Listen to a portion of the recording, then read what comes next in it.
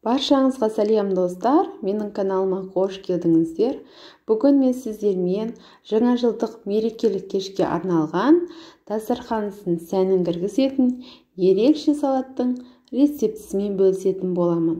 Құрамына керекті заттар: қайнатылған тауық еті, жұмыртқа және де картоп, ірімшік, көк шөп және де сәндік үшін анар қажет. Бізде жүгері мен майонез қажет болады. Ең алдымен қайнатылған жұмыртқамызды алып, видеода көріп тұрғандарыңыздай теркіден ұсақ еткізіп өткізіп алатын боламыз.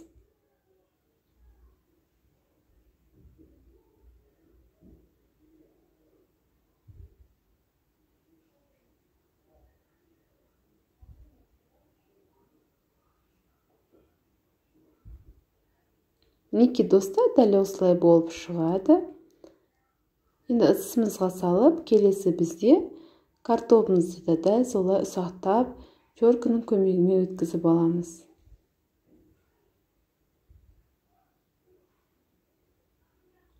Достар, егер сіздер менің каналыма тіркелмеген болсаңыздар, міндетті түрде тіркеліп қойыңыздар. Менің каналымда апта сайын жаңа рецепттер шығып тұрады.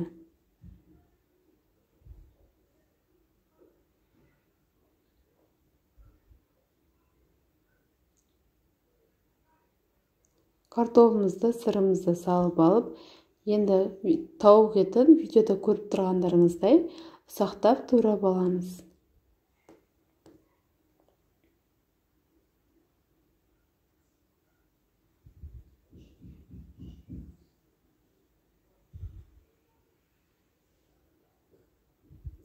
Тауық етін де ыдысымызға салып, жүгерімізді, майонез, дәміне қарай тұз салып, жақсылап араластырамыз. Көк шөбімізді орташа етіп турап шығамыз. Видеода көріп тұрғандарыңыздай пакетикті төсеп араластырған салатымызды осы пакеттің үстіне салып формаға келтіреміз.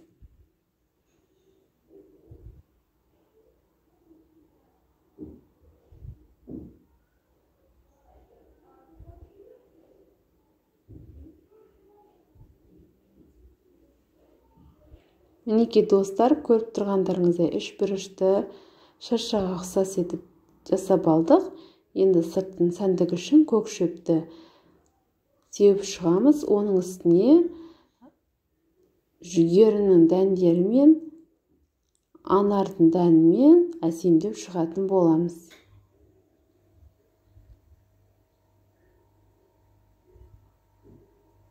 Достар, салат міндетті түрде жасап көріңіздер. Өте дәмді болып шығады. Дастархандарыңызды сәнін беріп, және де әдемі етіп шығып тұрады. Достар, мен жұлдызша жасадым, тәтті бұрышты жұлдызша етіп. Мінекей, өте әдемі болып шығады. Сіздерге де жасауға кеңес беремін. Егер сіздерге менің видеом ұнаса, менің каналыма тіркеліп, лайк басып, пікір қалдыруды ұмытпаңыздар. Астарыңыз дәмді болсын.